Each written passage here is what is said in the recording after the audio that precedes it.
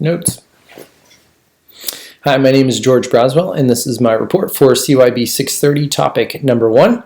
The Fair Information Practice Principles, or Fips, are a set of 8 principles that are rooted in the tenets of the Privacy Act of 1974. The Fips are a widely accepted framework at the core of that Privacy Act and is mirrored in the laws of many states in the United States, as well as many foreign nations and international organizations. The Privacy Act defined a comprehensive list of practices limiting the collection, use, and dissemination of personal information held by government agencies, as well as established penalties for improper disclosure of personal information, and gave individuals the right to gain access to their personal information that were held by those agencies. The Fips principles have formed the basis of many individual laws in the United States at both the federal and state levels, including the Fair Credit Reporting Act, the Right to Financial Privacy Act, the Electronic Communications Privacy Act, the Video Privacy Protection Act, and the Children's Online Privacy Protection Act, or COPPA. So with that, let's get into what those 8 principles are, starting with transparency. For transparency, there should be a general policy of openness about developments, practices, and policies with respect to personal data. There should be a way for individuals to establish the existence and nature of their personal data and the main purposes for their use, as well as the identity and where the data controller resides or exists.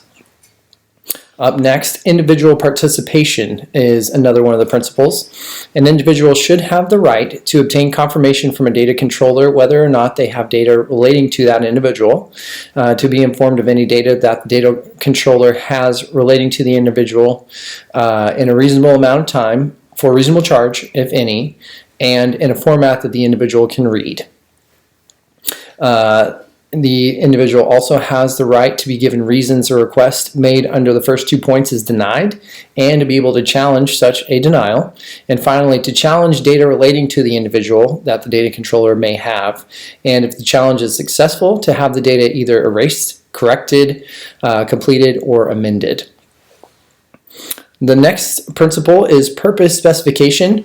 The purposes for which personal data are collected should be specified at the time that the data is collected and any other time that that data is used, and it should be limited to the fulfillment of the purposes for which that data is collected. The next one up is data minimization. It has a similar feel to purpose specification. Personal data should be collected only if the data is directly relevant and necessary to accomplish the specified purpose of collecting that data. The data should only be obtained by lawful and fair means and retained only as long as necessary to fulfill the specified purpose that the data controller is gaining that information. Use limitation.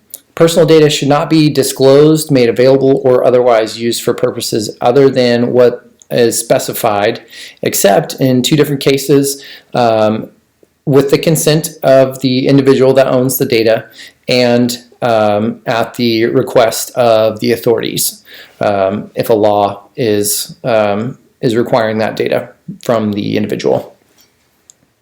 Up next, data quality and integrity.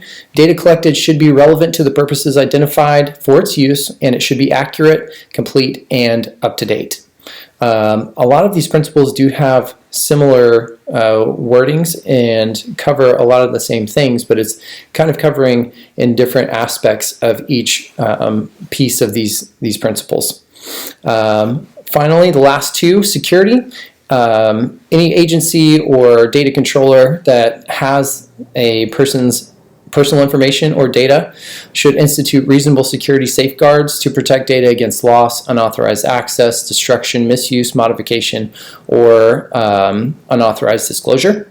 And finally, accountability and auditing. Data controllers and anybody else that may have access to this information are accountable for complying with measures implementing the Fips, for providing training to any employees who might be using personal data, and for auditing the actual use and storage of personal data. Moving into the next part of our response here, explaining how the Fips compare to other privacy policies. As mentioned earlier, the principles of Fips have either inspired other privacy laws in this country, in the United States, or beyond, laws such as the GDPR, or the principles have themselves been adopted into other state and foreign privacy policies. So, for example, the individual participation principle lists a number of rights that people should have in regards to their data. The California Consumer Privacy Act, or CCPA, codified some of these into law. It includes a right to know, much like what is described in the first two steps of the individual participation principle. GDPR also includes a right to erasure, similar to the ability to have data erased as described by that final part of the individual participation principle. The Fips data quality principle also has a counterpart in the GDPR. Article 5 of the GDPR requires that personal data be accurate and, where necessary, kept up to date. And then every reasonable action must be taken to ensure that personal data is accurate. It has to be relevant to what's being processed, and that it can be erased or corrected without any delay. And then finally, the final response to this prompt, describing how Fips can be useful in protecting personally identifiable information, or PII, and how a federal agency can put each of these principles to use. The Fips, because they are so widely accepted, they're used in many different federal agencies in the United States, and they are used when evaluating information systems, different processes, programs, activities that may affect an individual's privacy in general. The Fips are not requirements. They haven't been codified into any of the laws of the United States, but rather principles that should be applied by a federal agency according to that specific agency's particular mission and privacy program requirements. So according to the different principles of Fips, going through here, we have access. Agencies, federal agencies should provide individuals with appropriate access to their own PII, and they should be given the opportunity to correct or amend it. So if an agency is owning someone's information, say the IRS, for example, would have a lot of PII, an individual taxpayer should have the ability to contact the IRS and correct it, which I'm sure IRS would definitely appreciate. Accountability. So federal agencies should be accountable for complying with these principles and applicable privacy requirements, and should appropriately monitor, audit, and document this compliance. Agencies should also clearly define the roles and responsibilities for anybody that comes in contact with PII, and who needs to be trained in regards to that as well. So just making sure that the people of the agency are held accountable by these principles to take care of a person's PII. Authority is another one. Agencies should only create, collect, use, process, store, maintain, disseminate, or disclose PII if they have the appropriate authority to do so, and the identity of this authority should be known to the individual whose data is being manipulated in some way.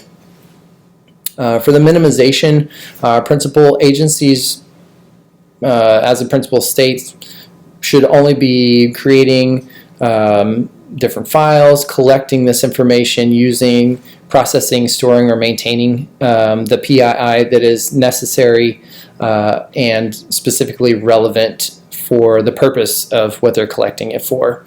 And it should be only maintained as long as that agency needs to have it on hand. So once again, using IRS as an example, they're going to need some pretty detailed information about your finances and maybe a little bit of background on an individual taxpayer. Beyond that, there are some fringe pieces of information that in regards to an individual person that the IRS would not need to collect. So that would be outside of their scope, and minimization ruling would apply there. And then as long as you're a taxpayer, IRS is going to want to maintain that information on you, have a file that's ongoing as long as you're a taxpaying individual. For quality and integrity, agencies should create, collect, use, process, store PII with accuracy, with relevance, and timeliness to ensure fairness to that individual that has their PII being processed by an agency. Individual participation. So this basically states the person should be involved. If their information is being processed by an organization, say the IRS once again, an individual should be involved in taking care of their data. So any processing of that personally identifiable information, consent for creation or collection or processing or storage of that information, or further disclosure.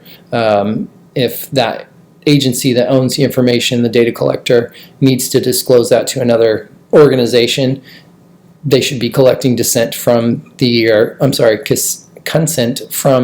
individual first. Purpose, specification, use, limitation. Federal agencies should provide notice of specific purpose for what the data is being collected for, the reason that they're collecting that data, and they should only use it for that purpose. And if there's any additional purpose that comes up in the process, something necessary for that agency to use the data for, they need to contact the individual first. Security. When an agency is owning your information, they're the data controller, you've given them consent and they have it, they're responsible for protecting that information. So they need to establish some administrative guidelines, technical and physical safeguards to protect the PII in an appropriate response to the risk and magnitude of harm that could come from your information being leaked in some kind of a data breach.